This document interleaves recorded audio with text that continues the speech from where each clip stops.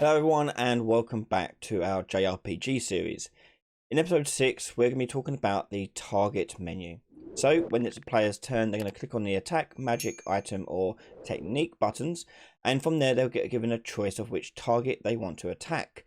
So this will make them select an enemy and search for an enemy in the map, and then eventually go over to attack them. So let's get started on building this new UI along with its transition. So the first thing we need to do is change our action commands window here, so it isn't all just one thing here.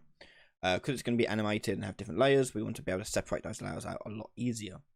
So what I'm going to do here is I'm just going to duplicate this, and we'll do duplicate, and we'll create this as to be the unit battle HUD. And I'm going to go to action commands. And I'm going to replace the canvas panel here with the border. So I'm going to right click, place with child. And there we go. I'll save that. I'm going to now go to my unit battle HUD. And I'm going to remove the contents of this canvas panel. And click yes. On the graph of this, we want to remove this stuff because we don't want that. And hit compile. Now on our canvas panel here, we're going to do the action command window. So action commands, drag that into the canvas panel, and we'll position that down here in the bottom left of this, like so. And again with the alignment, we put X at 0, Y as 1, and set the position here to 0, and we'll change the position X to be 50 and Y to be -50. And I'm just going to change the size of it as well, so it isn't so big. Go, quite happy with that. And hit compile and save. So we've got the action command window like this as a separate thing all on its own. Action commands is a separate widget, and then this is a separate widget as well. Now the reason why I want separate widgets is because I want to be able to make different windows. So we're going to have action commands, we're going to have also a target window, and we're also going to have the magic window as well. So let's make the targets window. So for this, I'm going to duplicate my action commands. Duplicate. And this will be target window. And I'm going to open the target window up. And this one's going to be a bit different because you don't want to have these buttons here. We're going to make our own dynamic ones. And these will be dynamic because it's going to change based on who you're fighting. So we're going to select all of those and remove them. But everything else is going to stay the same. Hit compile and save that. The one thing actually will be different is the unit name text. Now this won't be bound to a value on the pre-construct. So I'm going to go to the graph here and remove that information from that. Go back to the designer view. And this is just going to say select target. Compile and save that. Okay, so the whole point of this is that it's going to be spawning in our various target widgets. So we need to create the individual target widgets. This, create a new user interface widget blueprint, and this will be a target window slot. And in here, we're going to get rid of the canvas panel. And we're going to just simply put in the button that's going to be have for this. And this button will look very much the same as the button we made previously. So we'll just drag in a button. And we'll change the normal here to have none as it's draw as. And the hovered here, we're going to use our gradient as an image. Inside this button, we're going to have some text. And that'll do. So this text is going to be the name of the enemy itself. So this will be a target name text, and that'll be its variable. Button here will be target button or target selection button, and hit compile on that and save that. On the graph view of this, we need to on the pre-construct set up our target name to appear based on the unit that has been assigned to this. So click on new variable, assign a unit variable to this, and the type for this to be unit base. And this is going to be editable and exposed on spawn, so we can set it as we're building them. Then I'm going to drag out my target name text, and then from there do set text. And plug this into our pre-construct. And the text for this will be the unit, and then just get name. Yeah. That's all we have to worry about for this for now. We're going to hit save on this, and then go back to my target window. Go to the graph of this. And in here, we need to get the variety of targets that we want for this. So we need to know what targets we're actually getting. Because there could be quite a few targets we want to get. We've got friendly ones and we've got enemy ones. So let's create a function on this. So we're going to create a function, and we're going to call this one populate target list. And the first thing we need to do is we need to clear the target list from our window. So we're going to go to our vertical box here. We need to make another vertical box to this. No, it's vertical box, a scroll box, sorry.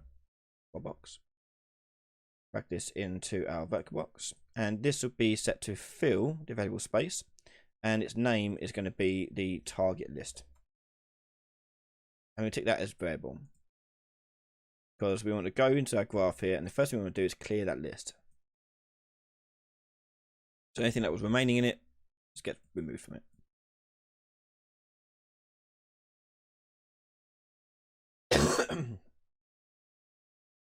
Next, we need to get our possible targets. So we're going to get the game mode. And from there, we're going to cast to our battle game mode. And from there, I now can get access to the variety of arrays. So I've got the party units, and I've got the enemy units. Now we just need to determine which one we're going for here. So at the moment, we need to know whether or not we're going to be a friendly attack or a friendly cast or something like that. Okay. So if it's the attack button being clicked, we need to know that we want to use the enemy units. So what I'm going to do is, for now, just use enemy units. We'll come back to party units later when we do healing spells. So from there, we're going to do a for each loop from here. We'll do for each loop.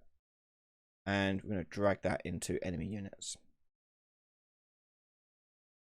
And for each unit that is available in the game, in the battle, we're going to create widget. Maybe not from there. Create widget. Go. And select the target window slot and plug in the unit from the array element. I then want to add that child to my target list. So drag target list out. From there, add child. Like so. File and save that. And that should now populate that list for me. Okay. There's more we have to do here. But for now, we'll leave it as such.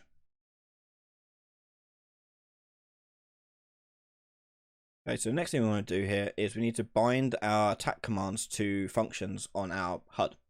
So let's close all this, and I'm going to go into my action commands and also into my unit battle HUD. And on my action commands, I'm going to go into here, and on action command button, attack command button, sorry, do on clicked, and this is going to basically do an event dispatcher call. So on event dispatcher, we're going to create one called attack command. Wait, we might rename that one. Command attack, we'll call it. Okay. And we'll drag that out and do a call. Now, when I compile that, I'm going to go back to my unit battle HUD, and on the construct of this, we're going to take out the action commands here, and we're going to get the attack, or not get the attack, sorry, bind the event to command attack. So when the button is clicked for attack, this gets called, this event here. And this event we want to do here is we want to basically display the targets. So I'm going to create another event down here, custom event called show targets. And on show targets, we're going to take the target menu out, which we're going to add to here. Target window is. I'm going to rescale that and position it to where we want it to be appearing. This will be animated later, so don't worry about it too much. But there, basically the same, almost same position as we've got the other one. But this one's going to be a little bit shorter, and I'm going to offset it in the X a lot more. So this one would be, let's try 500, maybe 400. Yeah, there you go. Okay, so we've got 400 being appeared there, and that select target will appear with a list of targets here. So I'm going to go back to my graph here, and on show targets, we're going to drag out the target window and take it to populate target list. Okay, and that and save that. So at the moment, oh whoops, I forgot to bind this to it. So this event here, we want to come down and do create event, and we want to choose our one we just made, which is show targets. And save that. There we go. When I click that, this should now fill with those values. Okay, now because I did change how the action commands window looks in comparison with the unit battle HUD, we need to change it to use the unit battle HUD to spawn when it's our turn. So let's go to our combat component, go to the start unit turn here, and on here, create action command widget, we're going to change this to create unit battle HUD. We then need to change the window being set here, so we're going to change this type here to unit battle HUD. Should be okay, and we're going to hook that up there and hook that up there. Okay, I'll save this and test this out. And when Greystone's turn comes, there you go. If I hit attack, it will now show those 3 enemies. They're all called default at the moment, but there they appear, ready for me to select a target and go. Okay, so that's all good there. I've just seen I've lost my name as well up here, so let's fix that. And it's probably this bit that's going wrong. Let's go to action commands here. Go to UI, widgets, action commands, and unit battle HUD. So unit battle HUD is receiving this unit here, and then we just need to send that over to the action commands on the pre-construct. So let's add a pre-construct. Okay, and then I want to drag out my action commands window, and I need to do what I've done here. This needs to be coming from on this side. Action commands here. Get unit name text.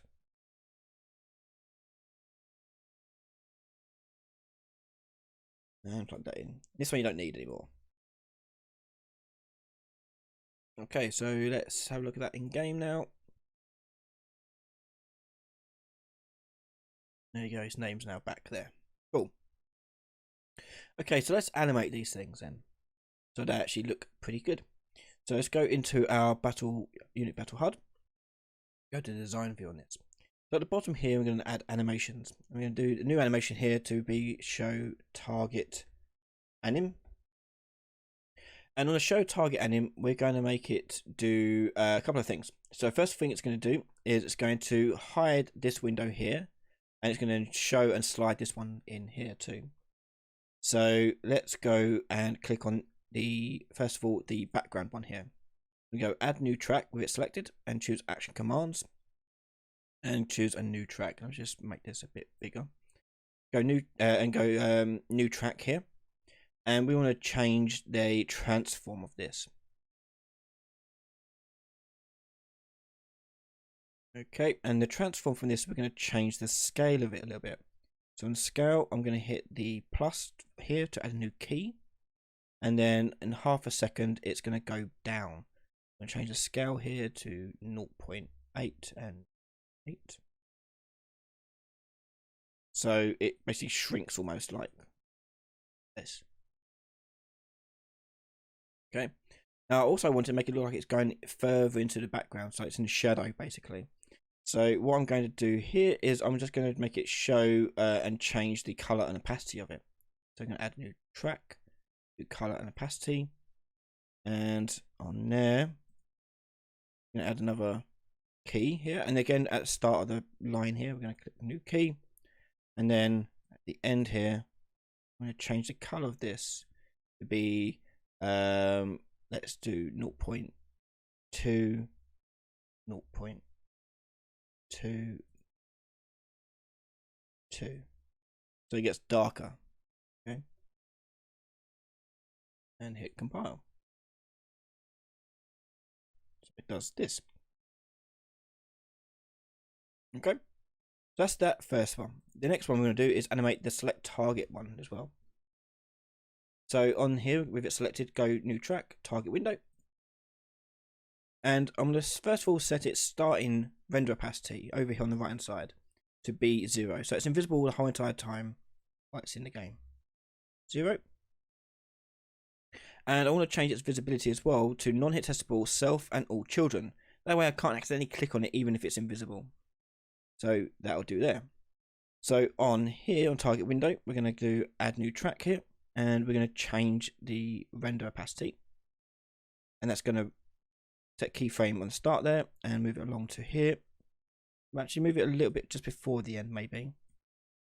And I'm going to change that to 1. And so it fades in like this. I'm also going to transform it in as well, so it slides in. So I'm going to add new track, transform. Again, right at the start, hit new key. And then I'm going to move it along the end point here. And add new key here for the transform again. We go back to the start of this, and I want to move it across. So I'm going to go to translation in the X and move it right across here. So the whole thing looks like this. Okay, do it again. Okay, so it looks quite nice when it's like that. Okay, quite a nice effect. Okay, so that'll now like that as such. But we do need to change the visibility of this so we can actually hit on it now. So we're going to add another track to the target window, and this would be the visibility. And we're going to add a key here at the end, and we're going to change it to self only. So then all the buttons inside of it will still be hittable. And at the start, we're going to hit another key, and this will be set to self and all children. So it changes, and you can see here it will change from self and all children right across till it hits the end and changes self only. Okay. And we'll do that also for the action commands as well. So we go to action commands, track, do visibility, and this is going to have a key at start, which is self only, and it does the opposite. So it goes down here, and we change that to self and all children. So basically, you can't click on any other command here unknowingly. Okay. We're going to hit compile and save that. Okay, so next we want to do is add a little back command to our widget as well. So we're going to go to the target window, and in here we're going to underneath the target list we're going to add another button to this. So we're going to do button and put that into the vertical box. And this one again, same styling. So I'm going to change the draw as to none for normal, and from here we're going to change this to gradient. We've got consistent style to our thing, and this will be draw as image. And the button here we're going to call the return button. This allows them to return back to the previous window. And we're going to add some text to that so we can explain it to the player. And this would be saying return or go back. Change the font to my QuickSand font and to the book. Okay, and we'll add some padding to this as well. We'll add some padding of 20 and like that. Okay, what else do we have to do on here? Oh yes, let's go to the target window slot. And I'll change the font to this as well to match that. So book 24, and also add padding of 20 around this too. And that's that one done. Okay, so now we've got those animations set up, we need to actually tell them to play those animations. So we're going to go into the unit battle HUD and click on the graph here, and we're going to go to the show targets event, which is down here. And when it does this, we're going to populate the target list, and also we're going to drag out our show target anim, this, and we're going to do play animation forward.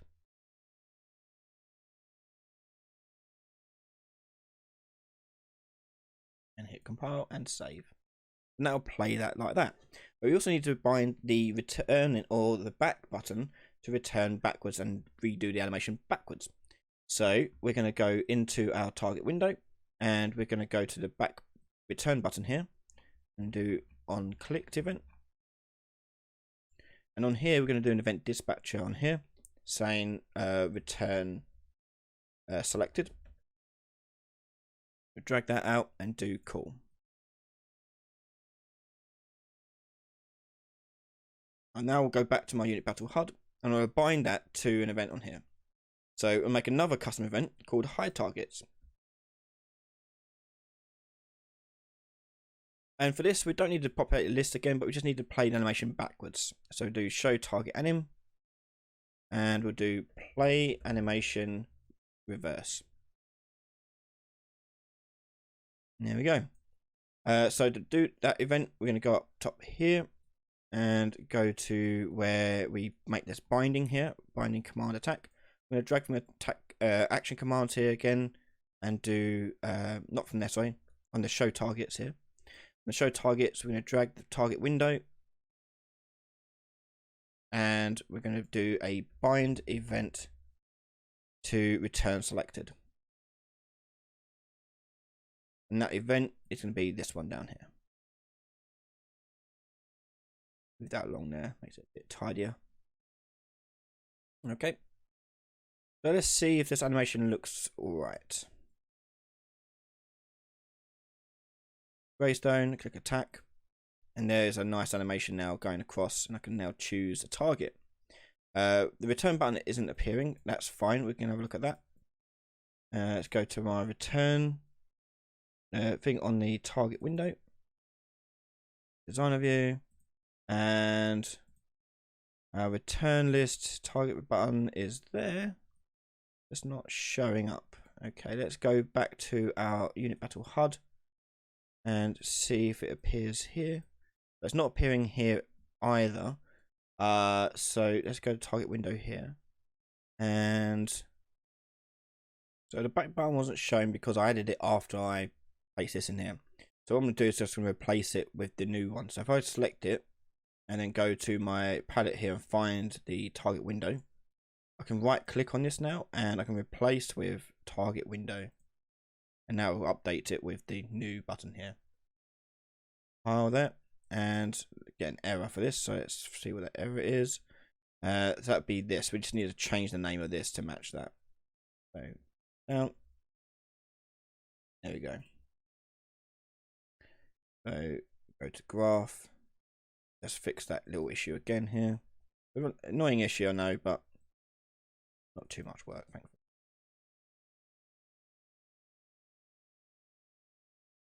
There we go. So let's test that out with now the back button in place. Play, and oh, we have to tell it to animate. When you have replaced it, one thing that will be broken still is on the right hand side, change the render opacity back down to 0 and the visibility to self and all children. Okay, so now let's test that out. And you can see if the back button works for us. Okay, so hit attack, animates in, shows our targets, hit back, and it animates out, bringing us back to our menu.